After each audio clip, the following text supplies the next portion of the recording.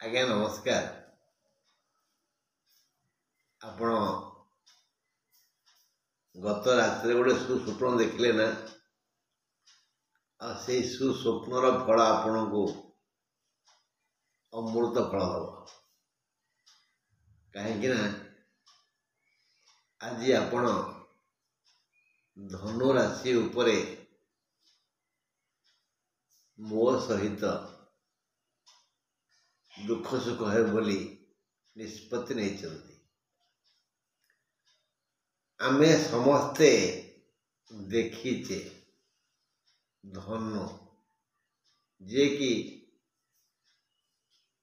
ଦୁଇ ପଟକୁ ନଇଁଥିବା ଏକ ଅସ୍ତ୍ର, ଖଣ୍ଡେ ଦଉଡ଼ି ତା ମୁହଁରେ ବନ୍ଧା ହେଇଥାଏ, ଆଉ ଗୋଟିଏ ସ୍ୱର ସେ ଦଉଡ଼ି ଉପରେ ରହି ମରାଯାଏ। ଏଇ ଧନୁର ଲକ୍ଷଣ ହେଲା ସେ ବିନମ୍ର। ଧନୁ ରାଶିର ସମସ୍ତ ବ୍ୟକ୍ତି ନମ୍ର, ଭଦ୍ର, ଉଦାର, ଶାନ୍ତ, ଶୀତଳ। ଏମାନେ ସହଜରେ କାହା ଉପରେ ରାଗନ୍ତିନି। ଈର୍ଷା, ହିଂସା, କପଟ, ମିଥ୍ୟା, ମାୟା ଠାରୁ ଏମାନେ ଦୂରରେ। କିନ୍ତୁ ଏ ସମାଜ, ଏ ପରିବେଶ ଏ ରାଶିକୁ କଳୁଷିତ କରିଦିଏ। ଫଳରେ କାଉ ଖାଇଲା ପଣସ, ବଗ ମୁଣ୍ଡରେ ଅଠା। ଅପରାଧୀ ପଳେଇଯାଏ କୁଆଡ଼େ ଲୁଚିଯାଏ। ନିରୀହ ଶାନ୍ତ ବ୍ୟକ୍ତି ମୁଣ୍ଡରେ ନିନ୍ଦା ଅପବାଦ ଲାଗିଯାଏ। ତେଣୁ ଧନୁ ରାଶିର ସମସ୍ତ ବନ୍ଧୁ ସରଳ ବିଶ୍ୱାସୀ। ତାଙ୍କର ଏହି ସରଳ ବିଶ୍ୱାସର ସୁଯୋଗ ନେଇ ଜଟିଳ କୁଟିଳ ଲୋକ ତାଙ୍କୁ ହଇରାଣ ହରକତ କରନ୍ତି। ଶେଷରେ ତାଙ୍କୁ ବଦନାମ ହେବାକୁ ପଡ଼େ। ଏହି ଧନୁ ରାଶି ବିଷୟରେ ଆମେ ଆଜି ଆଲୋଚନା କରିବା। 2025 ମସିହା ମୋ ଧନୁ ରାଶିର ଭାଇ ବନ୍ଧୁ କୁଟୁମ୍ବଙ୍କୁ କି ସୁଖ ଦେବ, କି ଦୁଃଖ ଦେବ, ସେ ବିଷୟରେ ଆଲୋଚନା କରିବା। ପରେ ସନ୍ଦର୍ଭ ପାଠ କରିବା। ଏବେ ଯିବା ଧନୁ ରାଶିର ଅଧିପତି ବୃହସ୍ପତିଙ୍କ ପାଖକୁ। ସେ ଗ୍ରହରାଜ। କର୍କଟରେ ସେ ଉଚ୍ଚ। ଧନୁ ତାଙ୍କର ମୂଳ ତ୍ରିକୋଣ। ମୀନ ତାଙ୍କ ଘର। ଧନୁରେ ସେ ଥିଲେ ବ୍ୟକ୍ତିମାନଙ୍କୁ, ମାନେ ଯାହାର ଧନୁ ରାଶି ତାର ମଙ୍ଗଳ ହୁଏ। ବୃହସ୍ପତିଙ୍କର ଗୋଟିଏ ଦୋଷ ହେଲା, ଯଦି ସେ କେନ୍ଦ୍ରାଧିପତି ମାନେ ଲଗ୍ନ, ଚତୁର୍ଥ, ସପ୍ତମ ଓ ଦଶମାଧିପ, ତେବେ ଦୁର୍ବଳ, ଅସହାୟ, ଗୋଟିଏ ପଥର ମୂର୍ତ୍ତି। ସେ କିଛି କରିପାରନ୍ତିନି। ଆଉ ନହେଲେ ସେ ଯୋଉଠି ଯେମିତି ଥିଲେ ବି ମଙ୍ଗଳ କାମନା କରନ୍ତି। ତାଙ୍କୁ ଶୁଭ ଗ୍ରହର ମାନ୍ୟତା ଦିଆଯାଏ। ସେ ଏବେ ବୃଷରେ। ବୃଷ ତାଙ୍କର ଶତ୍ରୁ ଘର, ଶୁକ୍ରଙ୍କ ଘର। କିନ୍ତୁ ବୃଷରେ ଚନ୍ଦ୍ର ଉଚ୍ଚ। ଚନ୍ଦ୍ରଙ୍କର ପ୍ରିୟ ନକ୍ଷତ୍ର ରୋହିଣୀ। ବୃହସ୍ପତି ଏବେ ରୋହିଣୀ ନକ୍ଷତ୍ରରେ। ତେଣୁ ଜଗତର ମଙ୍ଗଳ କାମନା ସେ କରୁଛନ୍ତି। ଧନୁରୁ ଗଣିଲେ ଷଷ୍ଠ ହେଉଛି ନା ଧନୁ, ମକର, କୁମ୍ଭ, ମୀନ, ମେଷ, ବୃଷ। ତାପରେ ସେ ମିଥୁନକୁ ଯିବେ। ମିଥୁନ ଗଲେ ସପ୍ତମ ହେବେ। ଷଷ୍ଠରେ ସେ କିଛି କଷ୍ଟ ଦେଇଛନ୍ତି। କାହାକୁ? ଧନୁ ରାଶିକୁ। ସପ୍ତମ ହେଲେ ସେ ଇଷ୍ଟ ହେଇଯିବେ। ସବୁ କଷ୍ଟକୁ ନଷ୍ଟ କରି ଅଭୀଷ୍ଟ ପୂରଣ କରିବେ, ଦୟା କରିବେ, ପ୍ରବଳ ଅର୍ଥ ଆସିବ, ଆର୍ଥିକ ମାନଦଣ୍ଡ ସୁଦୃଢ଼ ହେବ, ସମସ୍ତ ବନ୍ଧୁ ଯିଏ ଦୂରେଇ ଯାଇଛନ୍ତି ସେ ପାଖେଇ ଆସିବେ, କିଛି ଶତ୍ରୁ ମଧ୍ୟ ହାତ ବଢ଼େଇବେ, ମିତ୍ରତାର ସୂତ୍ରରେ ବାନ୍ଧି ହେଇଯିବେ। ଭାଇ ଭଗାରୀ ହେଇଛନ୍ତି, ବର୍ତ୍ତମାନ ପରେ ଭଗାରୀ ଭାଇ ହେଇଯିବେ। ତେଣୁ ଧନୁ ରାଶିର ଶୁଭ ସମୟ ଆସିଲା ବୋଲି ମାନିବାକୁ ପଡ଼ିବ।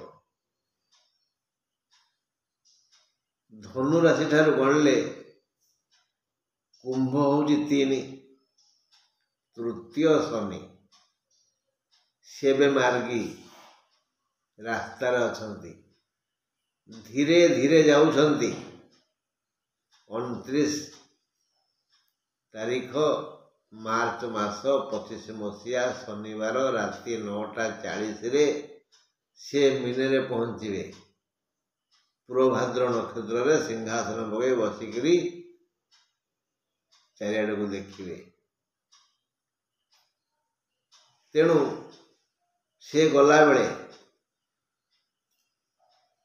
ଧନୁ ରାଶିକୁ କଲ୍ୟାଣ କରି ଯାଇଛନ୍ତି। ତୃତୀୟ ଶନି ଶୁଭଦାୟକ। କେବଳ ତୃତୀୟ ଶନିବାର ଟିକେ ଥଣ୍ଡା ରୋଗ ହୁଏ, ମାରାତ୍ମକ ନୁହଁ, ଟିକେ ଛିଙ୍କ କାଶ ଟିକେ ହୁଏ, ନହେଲେ ଆଉ ସବୁ ସୁଖ ସେ ଦେଇଯାଆନ୍ତି।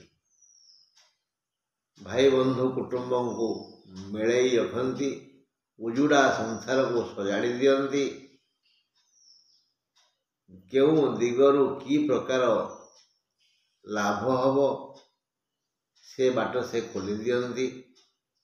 ସମସ୍ତଙ୍କ ହୃଦୟରେ ଏକ ଅଭୂତପୂର୍ବ ଆନନ୍ଦ ଆଣିଦିଅନ୍ତି, ଯେଉଁଟାକି ଧନୁରାଶି ଅନୁଭବ କରୁଛନ୍ତି। ଅଗଷ୍ଟ 17 ତାରିଖରୁ ସେ ଧନୁରାଶିକୁ କଲ୍ୟାଣ କରିବା ଆରମ୍ଭ କରିଛନ୍ତି। କାରଣ ଧନୁ ମୀନ ଶନି ଗଲାବେଳେ କଲ୍ୟାଣ କରନ୍ତି, ବାକି ସମୟରେ ସେ ବ୍ୟକ୍ତିର ଚରିତ୍ରକୁ ପରୀକ୍ଷଣ କରନ୍ତି। ଏବେ 23 ମସିହାରୁ ଆସି ଆସ୍ଥାନ ଜମାଇଥିବା ରାହୁ ମୀନରେ ଆଉ କେତୁ କନ୍ୟାରେ, ସେ ରାହୁ ମେ ମାସରେ ଆସିବେ କୁମ୍ଭକୁ। ଏବେ ଚତୁର୍ଥ ଅଛନ୍ତି। ଚତୁର୍ଥ ରାହୁ ଟିକେ ବନ୍ଧୁ କଳହ ସୃଷ୍ଟି କରନ୍ତି,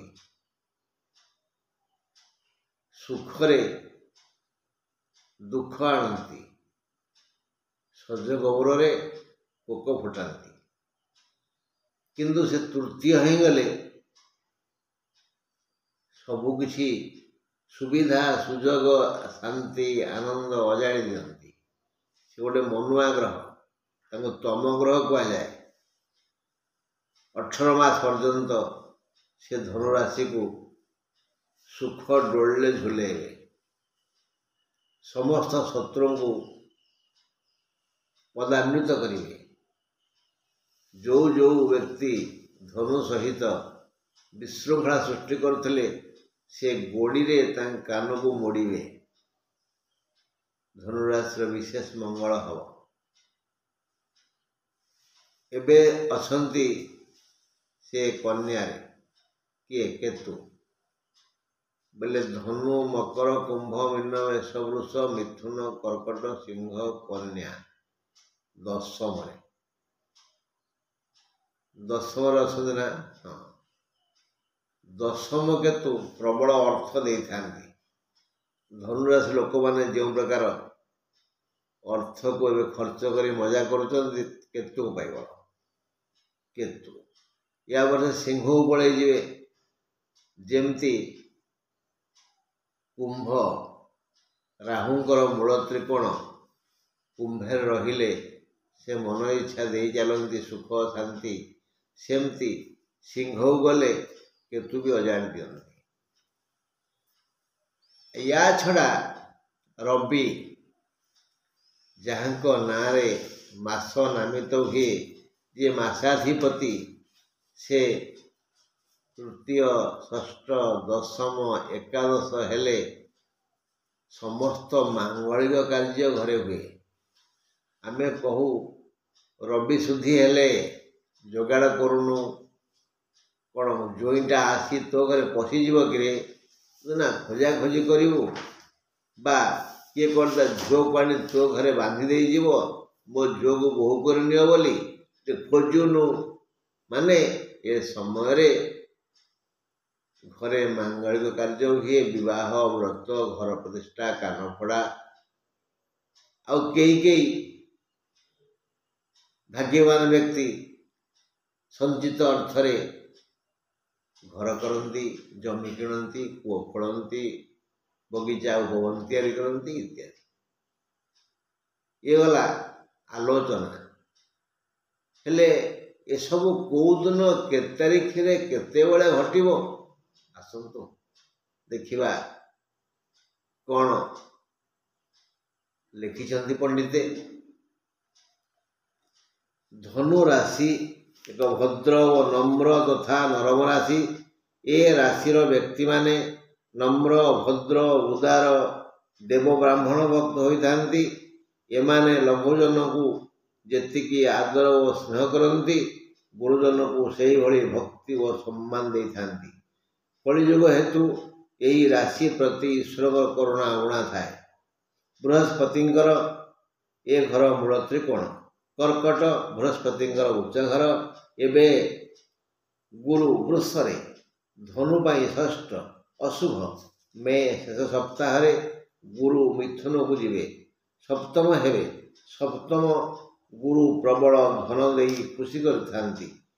ଆର୍ଷ ବଚନ ନାହିଁ, ଯା ମିତ୍ର ସଂସ୍ତେ ବିପୁଳାଚ ଲକ୍ଷ୍ମୀ। ବିପୁଳ ଲକ୍ଷ୍ମୀ, ଧନ, ଜନ, ଗୋପ, ଲକ୍ଷ୍ମୀ ସବୁ ବୃଦ୍ଧି ହେବ। ସପ୍ତମ ହେଲେ ସେ ମିଥୁନକୁ ଆସିଲେ। କାର? ଧନୁରାଶିର। ବୃହସ୍ପତିଙ୍କ ସପ୍ତମାବସ୍ଥା ଏକ ମିତ୍ରତା ଯୋଗ। ଷଷ୍ଠ ଗୁରୁଙ୍କ କାଳରେ ହୋଇଥିବା ଆର୍ଥିକ ସମସ୍ୟାକୁ ସପ୍ତମ ଗୁରୁ ସୁଧାରି ନେଇ କିଛି ଅର୍ଥ ସଞ୍ଚୟ କରାଇବେ। ସମସ୍ତ ବନ୍ଧୁ ପାଖେଇ ଆସିବେ। କିଛି ଶତ୍ରୁ ବି ମିତ୍ରତାର ହାତ ବଢ଼ାଇବେ।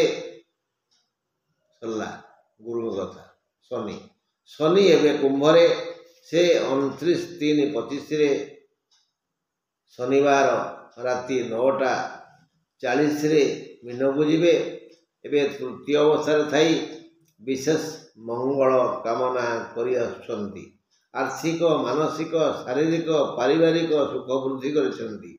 ସେ ମୀନକୁ ଗଲେ ଚତୁର୍ଥ ହେବେ।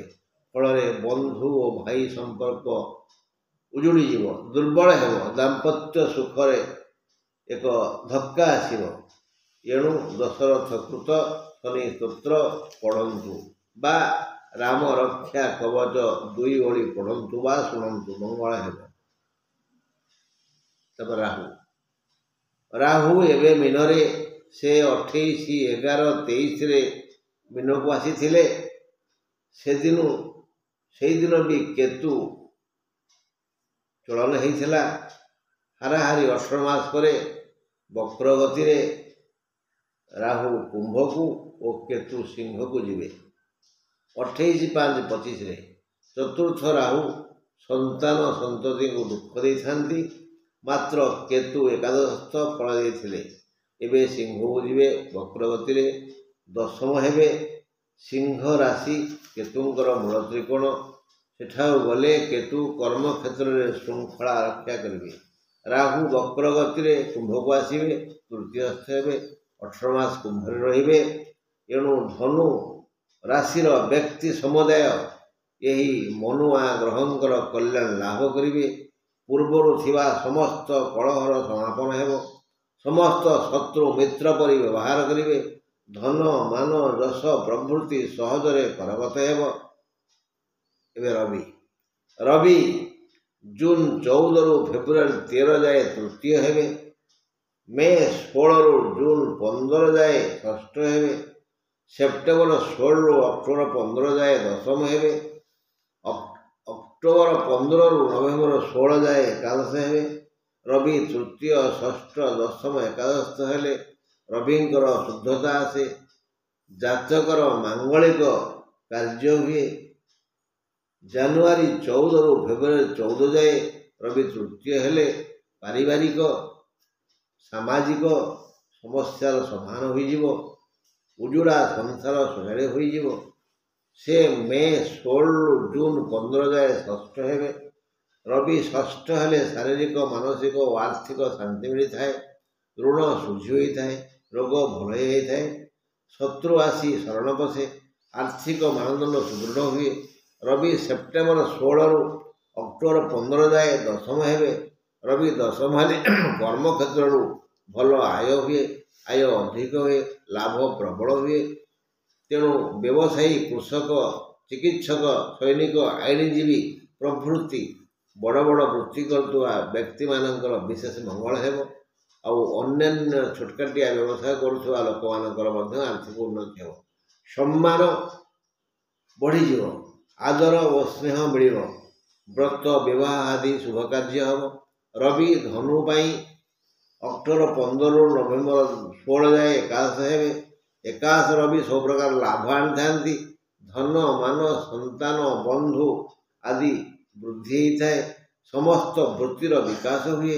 ରବି ଯଦି ଜାତକରେ ତୃତୀୟ ଷଷ୍ଠ ଏକାଦଶରେ ଦଶମରେ ଏବଂ ମେଷ କର୍କଟ ସିଂହ କନ୍ୟା ମିଥୁନ ବିଛା ଧନୁ ମୀନରେ ଥାନ୍ତି, ଏହି ଫଳଗୁଡ଼ିକ ନିଶ୍ଚୟ ଆପଣଙ୍କର କରଗତ ହେବ।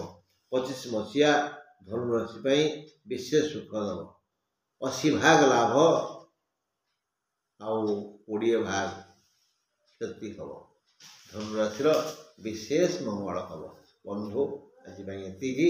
ରହିଲି। ନମସ୍କାର।